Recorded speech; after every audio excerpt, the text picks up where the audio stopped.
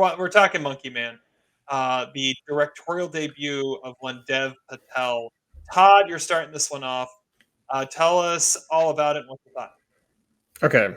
Uh, yes, directed by Dev Patel, starring Dev Patel as Kid.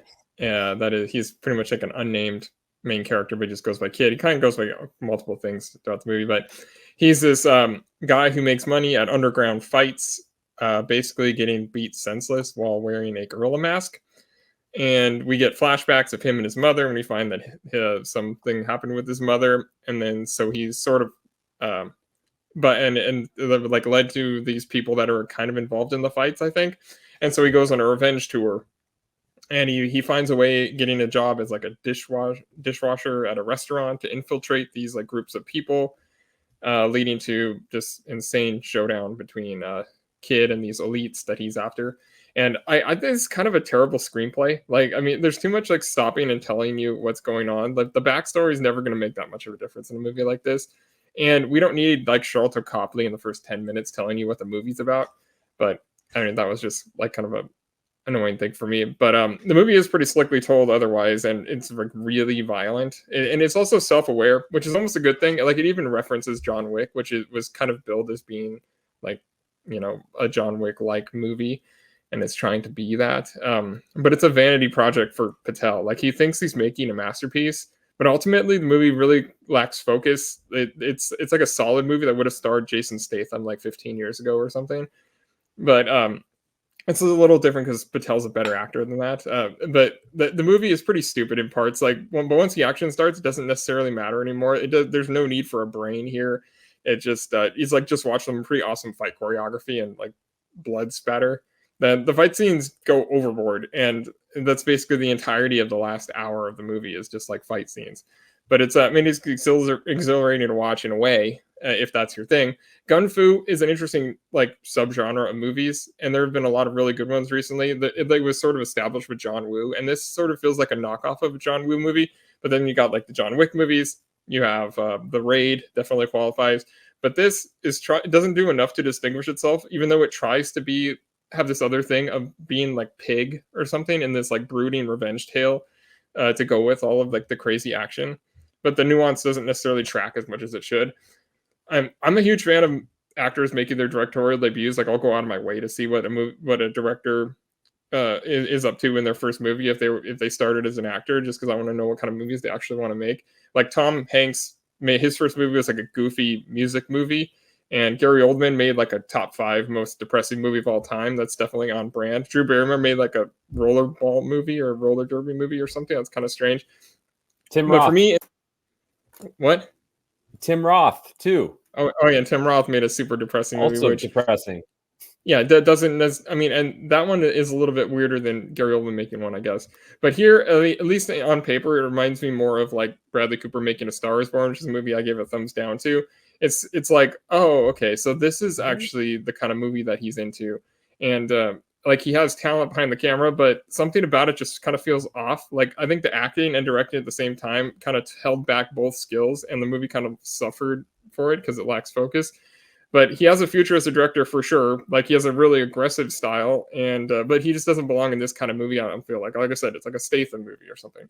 But it's unbelievably brutal, this movie, and it winds up being pretty shallow despite having bigger aspirations. It's an okay movie. I'm giving it 2.5 stars. I mean, it's fine. I think people are going a little crazy on this though.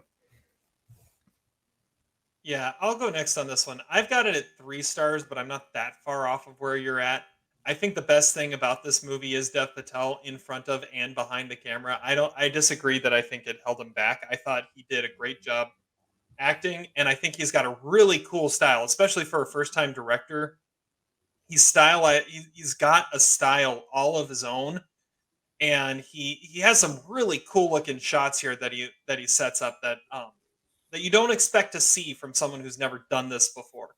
So that I like the comparison of John Woo, because you're right. It kind of feels John Woo-esque in how the simple directing adds to the epicness of it.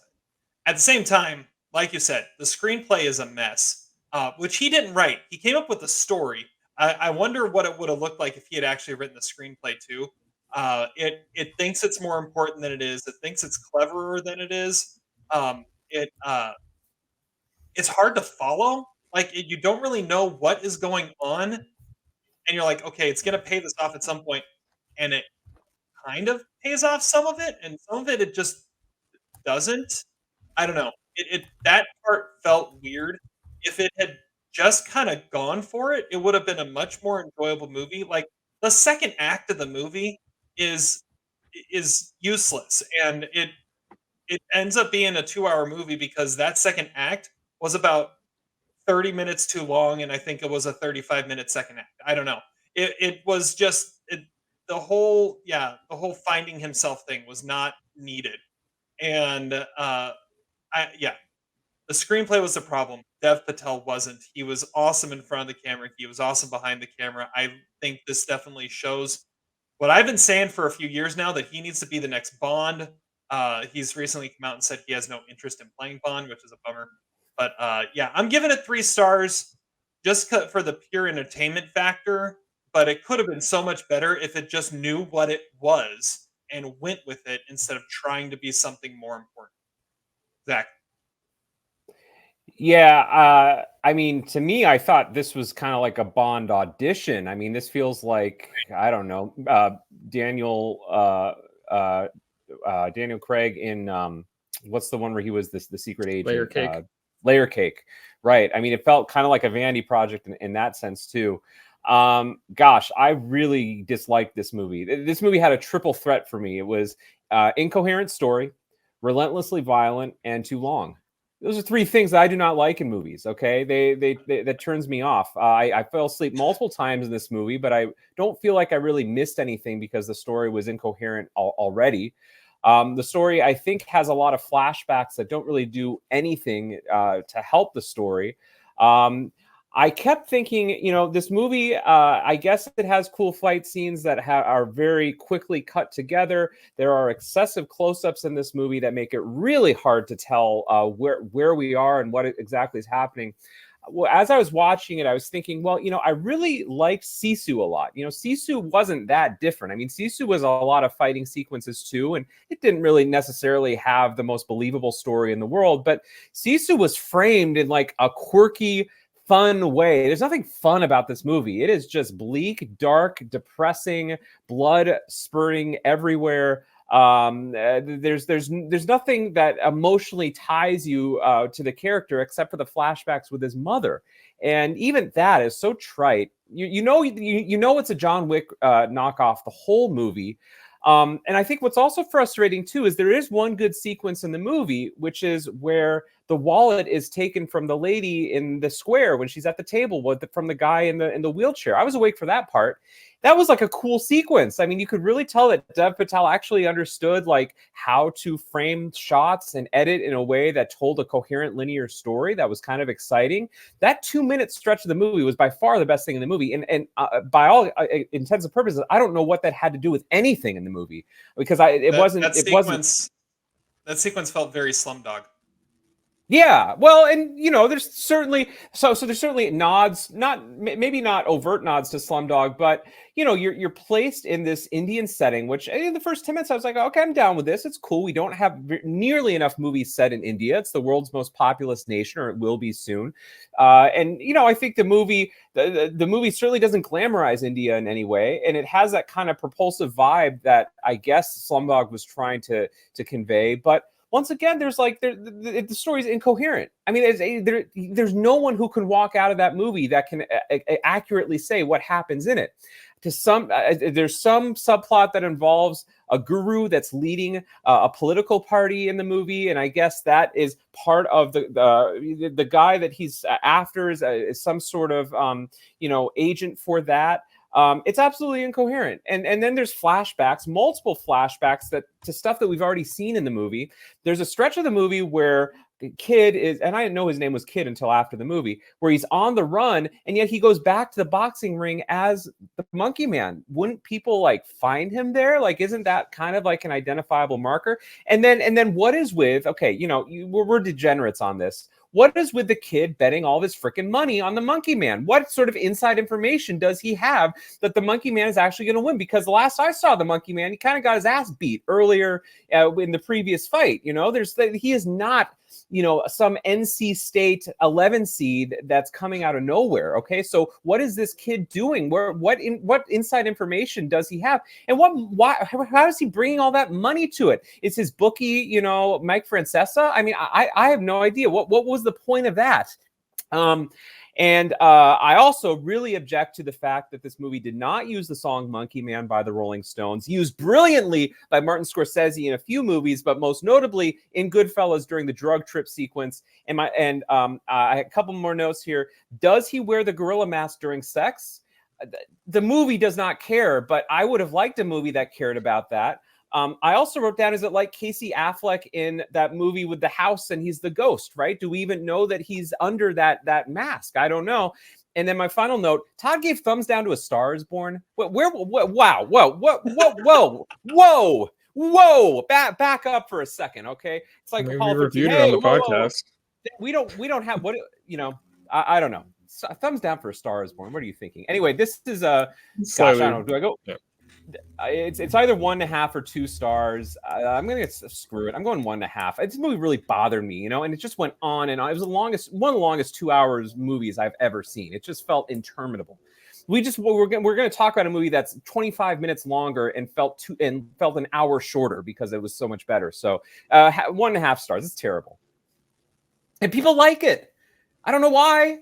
I like Dev Patel. Everyone likes Dev Patel. Did they actually bother to watch the movie? Yeah, like I said, if you just cut out the stuff with the story, and I think it's a much better movie. The stuff, yeah. Well, but the action stuff is still entertaining enough, and okay. So that's what John Wick. It doesn't have a deep story at all. It focuses more on the choreography and stuff, and so every scene you watch is completely unique, and you never seen anything like it before. And that's how they construct their movies. This tried to do that along with making it try to be Pig at the same time. It didn't work. Yeah, I like that comparison to Pig. That's a good one. Okay, did either of you have the issue of not being able to tell the difference between the guru who takes in Dev Patel and the guru who's running the country? Like, I thought they were the same person until it is obvious they aren't. It could be. I think I was asleep during that part. I was like, oh, this guy's taking him in. And then they're like, wait, no. Wait, that was a different guy? How was I supposed to know that? I don't know. And then he goes with his cadre of trans people.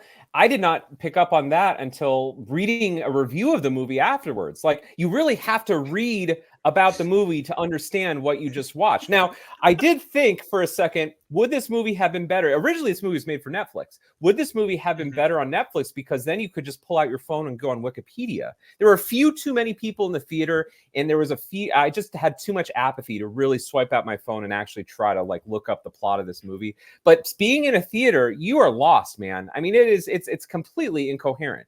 And so what you rely on is these quick-paced action scenes that were frankly done better in a million other movies. So why see it? There's no reason to see it except if Dev Patel becomes the next Bond and that this movie becomes a really, really bad layer cake. Yeah, so this was originally meant for Netflix, and then Jordan Peele saw it and loved it so much he bought it from Netflix so he could release it theatrically. So I did not know that. I think that's how the story went. Like, it was a made-for-Netflix movie that Jordan Peele helped get into theaters. Well, and allegedly part of the issue was Netflix didn't want to release the movie because it the guru in the movie is like a thinly veiled critique of Modi, and the movie and Netflix has big audiences in India, so they didn't want to stir any controversy with that. But the movie's too dumb to make any sort of political statement. It thinks that it's smart, but I don't know. I don't understand why people like this movie. Is there any logical reason except for that people like Dev Patel? I mean, he's an enormously likable guy. We love him in everything that he's in. He's great. He's great in Wes Anderson. He's great in Slumdog. He's great in everything. He was great in Lion. Everyone loves Dev Patel, but this is a bad movie. They love Dev Patel, and they love John Wick. and it's close enough to John Wick that they're going for it. I don't know. Talking about it with you guys, I'm considering dropping down to 2.5 stars because I'm Do it, realizing Terry. I don't like it more than I like it. Don't buy in. I'm going 2.5. Don't buy into the Thrice populist. declined. It's got some cool stuff, but the more we're talking about, like I don't like more about this movie than I like, which I kind of thought might have been able to happen as we were talking about it, and it just did. So there we go. We're thrice declined. 2.5 from me, 2.5 from Todd, 1.5 from Zach. Yes. It's in theaters. You can check it out if it sounds interesting. I think it's still worth a watch. Dev Patel's interesting in it, and it's like Todd said, it's interesting to see when actors make their own movies, what kind of movies they make. I believe this is second at the box office. Yeah, 10 million. Omen. Yeah, Godzilla 30 million. Oh, Man 10 million. and the first Omen was under that. First Omen was fourth, 8.4 million. Isn't it fun? We chose to watch this movie, and First Omen actually ended up being a good movie. I really wanted to see it, but there's like people that really defended that movie. Is that on Daily Notes? Are we on Vox? Adam, I don't know. We'll have to check with it's totally an Adam movie. He's got to be. There's no way the First Omen's a good movie. It got good reviews, man. RogerEbert.com. This movie got like unanimous reviews. I know, but listen, people are going to shit on the First Omen. I actually thought the trailer looked pretty good. I like the whole backwards shit, and I like the song in it. It had a very weird vibe, and we should have seen that instead.